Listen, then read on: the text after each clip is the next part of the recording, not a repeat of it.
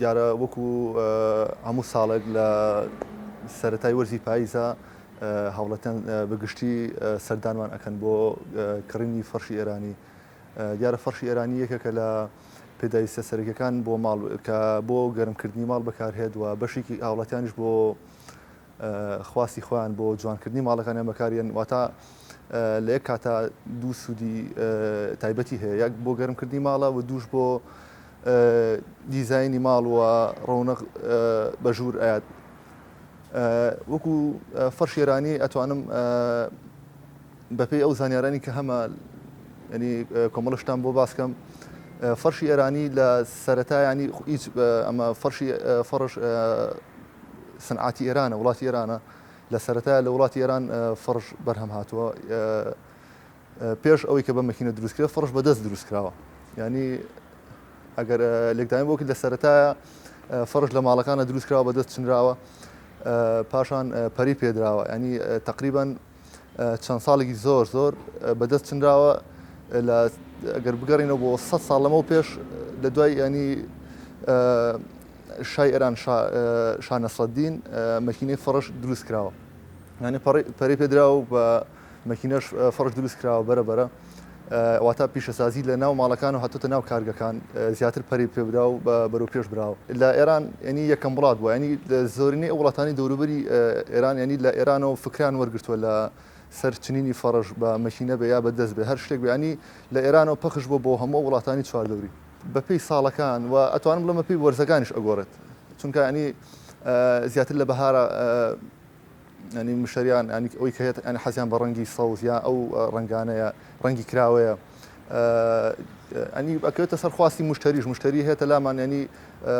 داوای ڕەنگی تۆخ ئەکا هەیە داوای کاڵ ئەکات وەکو بەپێی مۆدلیش بەڵێ. ئێستا وەکو چەند ساڵێ بەراورد چەند ساڵە لەمە پێشتر نەخشی مۆدرن کەم بوو. ئێستا نەخشی مۆدرن ینی خواستی زۆر لەسەرە.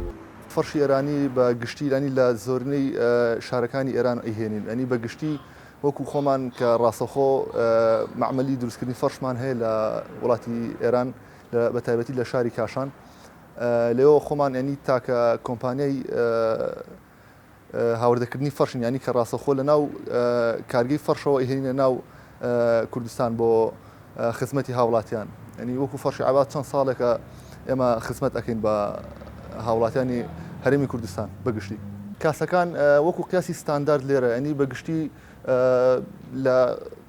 ینی قیاسی بچووک لە 1.50 بە 2.25 دەست پێ ئەکات هەتا 3/5. ینی ئەو قیاسانە کە غەیر ستانداردە ئێمە بە حکمی ئەوی کە معمەلی خۆمان هەیە دروستی ئەەکەین. ینی ئەوە شتێکی تازەیە لە هەرێمی کوردستان. ینی دیزاین و مۆدلی تایبەتمان هەیە لێرە، ینی کە نزیکەی 3000 مۆدل زیاتر ئەبێ هەمانە حازری. ینی لەسەر ئەم مۆدلانی کە لە دوکان حازر هەمانە مشتری هەیە اختیارەکات هەمان ئەو دیزاینە بە قیاسی ژوورەکەی خۆی بۆ ئێهێنین. دیزایانی تایبەتمان هەیە وەزایدەن ستافی تایبەتمان هەیە لێرە خۆمان، ینی حەزی مشتری وەرئەگرین، بزانین مشتری حەزی لە چ بابەتێکە، ینی لەسەر نەخشێک دەستکاریەکی بچووکی ئەوێت یان داوای شتێک ئەەکەن. لەسەر داواکاری مشتریش ئەمە خۆمان دیزاین دروست ئەەکەین بەبێ ئەوەش ینی خۆمان لە کارگی خۆمان لە ئێران ینی چەندین ئەندازیاری بەتوانامان هەیە کە کاریان دانانی دیزاینە بۆ فەرشی عەباس. بۆکو حەزی مشتری بۆ ڕەنگەکان بەڵێ بە گشتی خەڵکی مەنتیقەی خۆمان ینی لە سلێمانی و دەوروبەری ینی زیاتر حەز بە ڕەنگی کاڵ ئەکەن، یان حەزەکەن چەند ڕەنگێکی تیابێت چەند ڕەنگێک بنوێنێ ئەو فەرشە، بەڵام ینی وەسەد بێ کاڵ بێت. بەڵام بە پێچوانی ئەوی کە بە حکمی ئەوی کە گەشتیاری خواروی عێراق سەردانمانەکەن، ینی ئەوانەی کە عەرەبن ینی زیاتر حەزیان بە ئەو نەخشانەیە کە تۆخە، ینی ڕەنگی تۆخ و ڕەونەقدار ئەو ڕەنگانە زیاتر حەز لێ. ینی ئەگەر بەراورد دیکەی بە سلێمانی یان بە هەولێر یان بە کوردستان و بە منتیقە جنوبیەکان بەراوردیان بکەین، ینی زیاتر منتیقە جنوبیەکان حەزیان بە ڕەنگە تۆخ و گەرمەکانە. منتیقی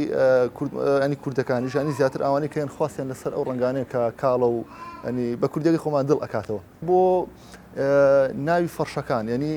ئێستا هەر فەرشە و ناوێکی هەیە، ینی ئێستا بۆ نمونە نەخشی ماهی یەکێک لەو نەخشانی کە ینی ڕغبەتێکی زۆر لەسەرەوە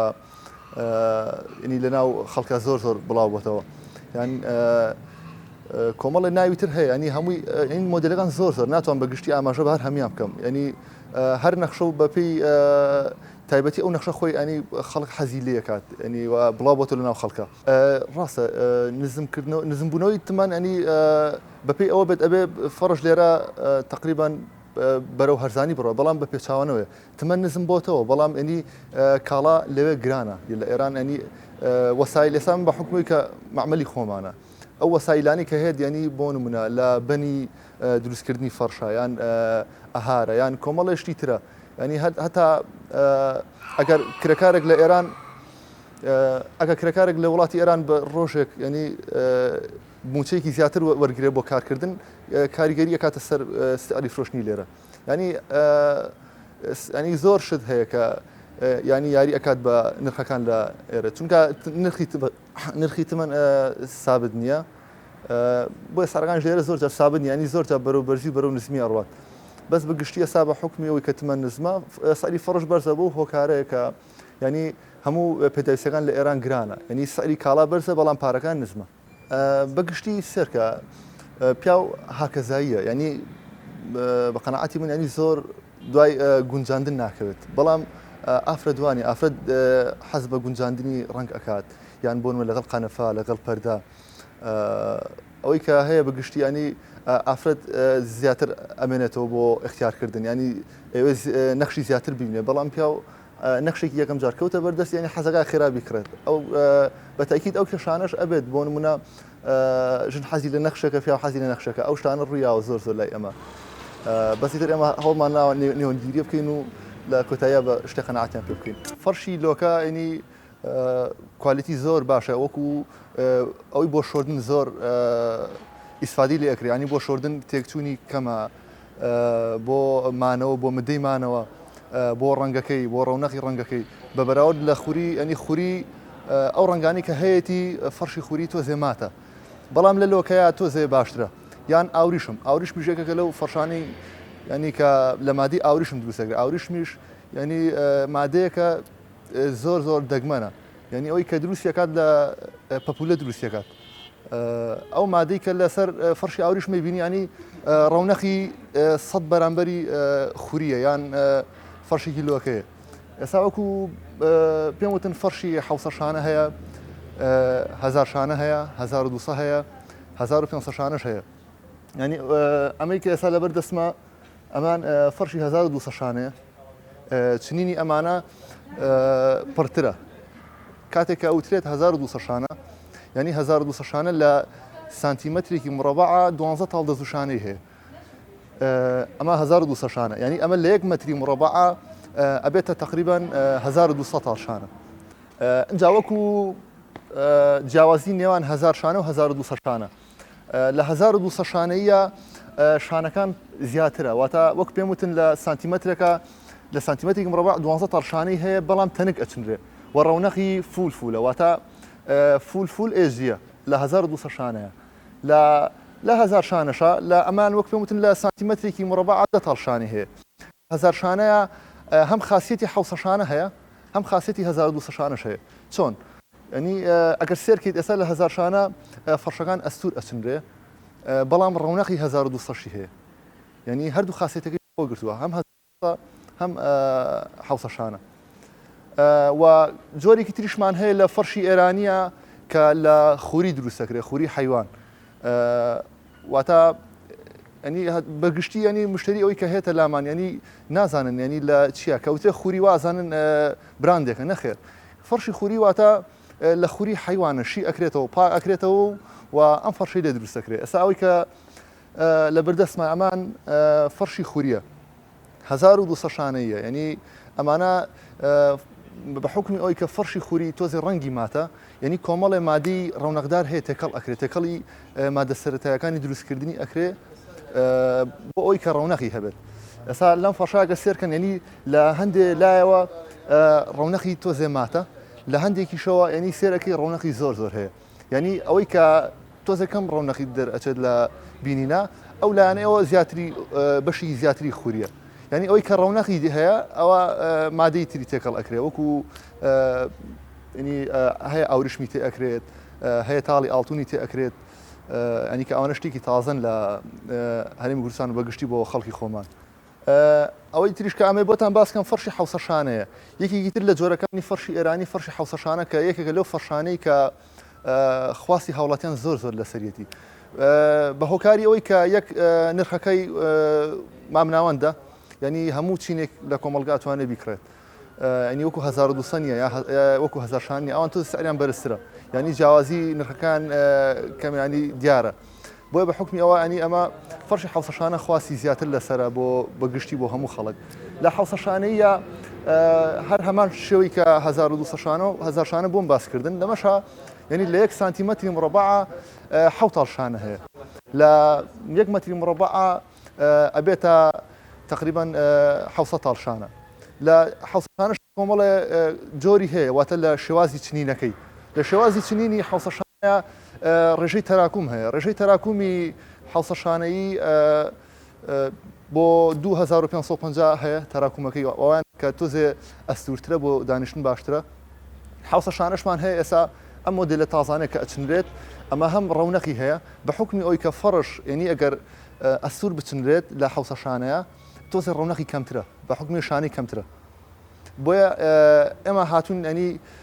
بە یارمەتی ئەو ئەندازیارە تایبەتانی کە هەمانە لە شەریکەکەمان هێناومانە ئەنی بە ئەم حوسەشانەیەمان چنیوە بە تەراکومی 3000، ینی بە هاوشێوەی 1200 شانە چنیمانە، ینی وەکو ئەوە لە کاتێکا مشتری هێت فەرشێکی حوسەشانە ئەکرێت بە نەخشی 1200 شانە. وەکو مانەوەی فەرشی ئێرانیش، ینی بەگشتی ئەگەر لە حوسەشانە بۆتان باس فەرشی حوسەشانە بۆ ئەگەر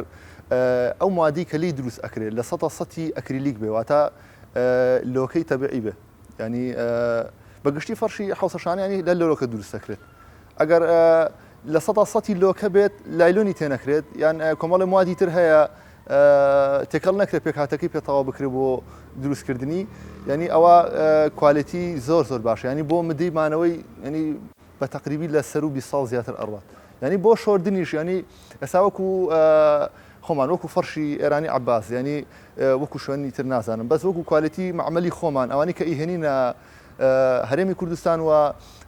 بۆ خزمەتی هاوڵاتیان ئێهێنین بەگشتی ینی کارتی گەرنتی ستانداردی شەریکەی لەگەڵایە، ینی هەتا 5 ساڵ، ینی بۆ ئەوەیە کە بە مەنجەڵ بسووتێ بە شۆردن تێکچێت یان تاڵکێش بە یا هەڵوەشە، ینی هەتا 5 ساڵ گۆڕینی هەیە بۆ هەموو مشتێک. و ئەوەی کە ئێتێرانی بەگشتی بە مشتم کە گەرنتی سووتانی شتی پێیان سیرە یان هەیە پێ ئەەکەنێت، ینی گەرنتی سووتان چێ لە فەرشی ئێرانی، ینی مادەی لۆکە عادەتی وایە، ینی بە مادەی بە تیڤاڵ و بە کتری و مەنجەڵ و خۆری ئەمانە بە گەرمی کردە سەر لۆکە ناسووتێ. بەڵام ئەگەر فەرشێک کوالیتی نزم بێت تابێ لایلۆن بە گەرمی ئەسووتێ، ینی ئەو گەرنتی هەیە، ینی باشترین ناسینەوە بۆ فەرشی پۆلیەستەر و فەرشی کوالیتی نزم ئەوەیە کە مەنجەڵی گەرمی لە سەردانی ئەسووتێ. بەڵام لەمانی خۆمانانی کە ئێستا هەمانە ئەنی هەمووی کارتی گەرنتیان هەیە. ڕێنماییم بۆ هاوڵاتیان بەگشتی ئەوەیە کە ینی کاتێک کە سەردانی هەردووکانێکی فەرشی ئێرانی ئەکەن، ینی خۆی فەرشی ئێرانی دەرەجەیەک، ئەنی ئەوەی کە لە شەریکە دروست بکرێت کە بنی کوالیتی باش بوو، ینی ساری لە ئێرانی کە سارێکی بەرزی هەبێت، ینی بۆی کە خەڵک بە چۆن بڵێ بە کوردی خۆمان قۆڵی نەبڕێیان شتێکی گرانی پێنێن بە شتێکی خراپیش بێت لە ئەساسا. ئەبێ کارتی گەرنتی و زەماننامەی شەریکی لەگەڵا بێت، چونکە ئەنی بەشێکی زۆر لە ئێستا ئەو شەریکاتانی کە فەرش هاوردی وڵاتی خۆمان ئەکەن، ینی بەگشتی کە ئێمە خۆمان ئاگادارین لی بە حکومەوەی کە ئێمە معمەلی خۆمانە، ینی کە هێن تەڵەبیاتەکان هێنە لای ئێمە، ینی بەگشتی داوای ئەو فەرشانە ئەکەن کە کوالیتیان نزمە، ینی بۆ نمونە فەرشێکی ئێرانی ئەگەر سەرکی لە دروستکردنیا 5 تۆپ دەزوی ئەوە بۆ دروستکردن، ئەوان داواکەن ئەڵێن نەم 5 تۆپ دەزوە 2 تۆپمان بۆ کە بە لایلۆن، ینی ئەوانە چەند جار ڕوویاوە، ینی من خۆم ئاگادارم چەندین جار ینی تەڵەبم هەبووە کە مشتری جوملەم هاتوۆتە لام داوای ئەوان لێ کردوم، ینی بەس بەگشتی ئەوەی کە ئەمێ بە هاوڵاتیان بگات ئەوەیە، ینی کە کارتی گەرنتی لە ئەو شوێنەوەرگە کە فەرشەکەی لێ ئەکڕی و زایدەن زانیارێکی جیاوازتر ئەمێ بم بە هاوڵاتیان، ینی بۆ کاتێک کە هێن فەرشێکی ئێرانی ئەکڕن بۆ ماڵێک کە سێر ئەکات قەرەباڵغی لەسەرە یا مناڵی وردی هەیە، فەرشی ئێرانی تۆزێ پاراستنی ئەوێت ئەگە فەرشە کاڵ بێت، ئەو تۆزێ زوو پیس ئەبێت، ینی بۆی کە فەرشی ئێرانی تەمەنی بەکارهێنانی زۆرە، ینی بۆ کەسێک ینی خۆش نییە ئەگەر بۆن فەرشێک بکرێت فەرشەکە کاڵ بێت و ماڵەکەشی قەرەباڵە بێت زوو پیس بێت ینی ئەو ئەرکی زۆرە ئەتوانن بۆ کەسانە فەرشێکی تۆخ اختیارکەن و زایدەن بۆ شۆردنی فەرش ینی باشتر وایە فەرش بە ئاوی سارد بشۆردرێ و فاست و ئەمانی زۆر بۆ بەکار نەهێنرێت چکە فەرشێکە دەرەجەیەک بێت هەر بە شۆردنێکی احتیاجی پاگە بێتەوە خستەکانی ئەو خستانی کە هەیە ینی جیهازی خستل بەقوتە زۆر ینی بە حکمی ئەوی کە ئێستا بۆتە کار ئاسانیەک بۆ هاوڵاتیان زۆر ڕویان کردوتە و خستان ینی خستل ئەو جیازی کە لە خستە بەکار هەیە بۆ فەرش شۆردن ینی زۆر بەهێز ینی ئەبێتە هۆی زۆر جار هەڵۆشاندنی فەرشەکەیان تێکدانی ڕەنگەکەی بەگشتی ینی من ئامۆژگاریم بۆ هاوڵاتیان بەگشتی ئەوەیە کە خۆیان لە ماڵەکانی خۆیان فەرشەکان بشۆن زیاتر ئەمێنێتەوە زیاترتوان ئیسفادە لەکەن و سوودی لێ وەرگن.